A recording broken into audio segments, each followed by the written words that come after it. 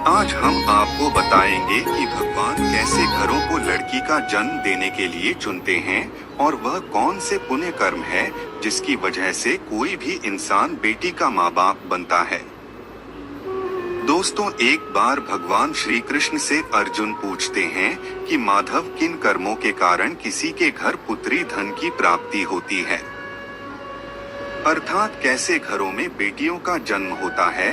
तब श्री कृष्ण अर्जुन से कहते हैं, हे पार्थ, अगर किसी के घर बेटे भाग्य से होते हैं तो बिटिया सौभाग्य से, और जो भी स्त्री या पुरुष ने अपने पूर्व जन्म में पुण्य कार्य अर्जित किए होते हैं उन्हें ही एक बेटी के माता पिता होने का सौभाग्य प्राप्त होता है। बेटियों को जन्म के लिए उन्हीं घरों को चुना जाता है जो बेटियों का भार सहन कर सके, क्योंकि तीनों लोकों में स्त्री अर्थात बेटियां ही ऐसी होती है जिसका भार हर कोई सहन नहीं कर सकता। वह बेटियां ही होती हैं जो इस सृष्टि को निरंतर चलाएं।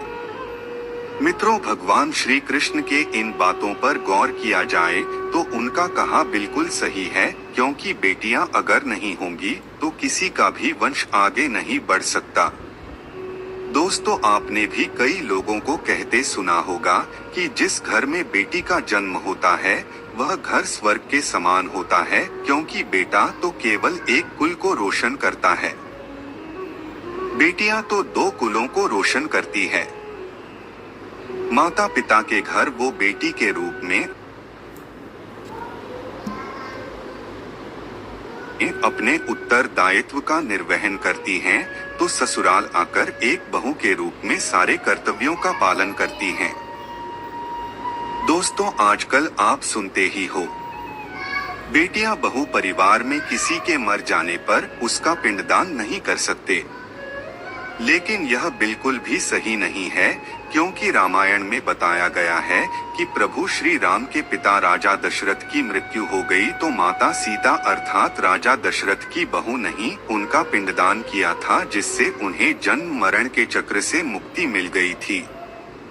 इतना ही नहीं, हिंदू धर्म शास्त्रों में बताया गया है कि बेटियां भी अपने पिता के नाम का पिंडदान कर सकती हैं। वही अगर ससुराल पक्ष में कोई पुरुष नहीं है तो इस स्थिति में बहू भी पिंडदान कर सकती है। इसलिए मित्रों, वह लोग बहुत किस्मत वाले होते हैं जिनकी घर में बेटी जन्म लेती है। वही वह परवल किस्मत के होते हैं जिनके घर एक से ज्यादा बेटियां होती हैं। शायद यही कारण है कि बेटियों को लक्ष्मी कहा गया है। दोस्तों, बहुत से लोगों की सोच यही होती है, बेटी है तो बिना समय गवाएं और इस पर पढ़ाई में पैसे लगाएं, जल्द से जल्द शादी कर दो। लेकिन यह सोच एक बेटी के भविष्य को बर्बाद कर देती है। जरा सोचिए, एक बच्ची के मन में कितने सपने होते हैं, उसे कुछ करना है लेकिन यह सपने सिर्फ सपने ही रह जाते हैं। इसलिए अपनी बेटियों को सपने पूरे करने देना चाहिए, उन्हें जीवन में हर वह खुशी दे जो उन्हें मिलनी चाहिए। एक बेटे से ज्यादा एक बेटी हमेशा अपने माता पिता के लिए सोचती है।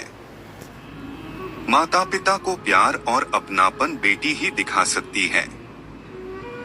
बेटी के जन्म को एक जश्न की तरह मनाना चाहिए।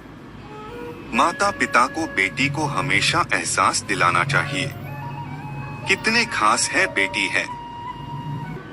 एक बार स्वामी विवेकानंद वैष्णो देवी की सीढ़ियां चल रहे थे। बगल से किसान अपनी बेटी को कंधे में बिठाए चढ़ाई चल रहा था। तभी स्वामी विवेकानंद ने कहा कि बाबा, आपकी बेटी का बोझा आपको लग रहा होगा, इसको मैं उठा लेता हूँ और माता वैष्णो के दरबार तक ले चलता हूँ। सबके सामने स्वामी विवेकानंद से कहा कि बेटी कभी भी बाप के कंधे पर बोझ नहीं होती। बेटियां अगर बाप के कंधे पर हों तो वह हर बोझ को हल्का कर देती है। अब सोचने वाली बात है कि कौन सी कर्म के बाद आप किसी के घर लड़की के रूप में जन्म लेते हैं। गरुड़ पुराण में बताया गया है कि जब आत्मा को नया जन्म मिलता है तब आत्मा को शरीर के अनुसार व्यवहार में चलकर अपने कर्म करने होते हैं। शरीर के जरिए कर्म करके की एक आत्मा अपने जन्म के उद्देश्य को सार्थक भी बना सकती है और निरर्थक भी, यदि कोई पुरुष महिलाओं का आचरण करता है, स्वभाव में महिलाओं वाली आदतें ले आता है या वही काम करना चाहता है तो एक महिला को करना चाहिए, तो ऐसे ही पुरुषों का आत्म स्त्री का शरीर धारण करती है। वही गरुड़ पुराण में बताया गया है, यदि कोई व्यक्ति मृत्यु के अंतिम क्षण में किसी स्त्री को याद करते हुए प्राण त्यागता है तो वह अगले जन्म स्त्री के रूप में जन्म लेता है। वही अगर वह अंतिम क्षण में परमेश्वर का नाम लेता है तो वह मुक्ति के मार्ग पर अग्रसर हो जाता है। मित्रों, आज की इस पोस्ट में बस इतना ही। हम उम्मीद करते हैं कि इस वीडियो से आपको जानकारी मिल गई होगी।